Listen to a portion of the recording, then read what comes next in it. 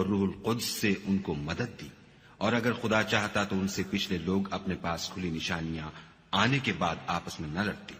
لیکن انہوں نے اختلاف کیا تو ان میں سے بعض تو ایمان لے آئے اور بعض کافر ہی رہے، اور اگر خدا چاہتا تو یہ لوگ باہم جنگ و قتال نہ کرتے، لیکن خدا جو چاہتا ہے کرتا ہے۔ اے ایمان والو، جو مال ہم نے تم کو دیا ہے اس میں سے اس دن کے آنے سے پہلے پہلے خرچ کر لو جس میں نہ اعمال کا سودا ہو اور نہ دوستی اور سفارش ہو سکے، اور کفر کرنے والے لوگ ظالم ہیں۔ خدا وہ معبود برحق ہے کہ اس کے سوا کوئی عبادت کے لائق نہیں،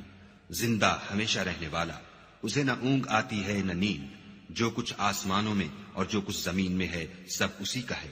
کون ہے کہ اس کی اجازت کے بغیر اس سے کسی کی سفارش کر سکے؟ جو کچھ لوگوں کے روبرو ہو رہا ہے اور جو کچھ ان کے پیچھے ہو چکا ہے اسے سب معلوم ہے، اور وہ اس کی معلومات میں سے کسی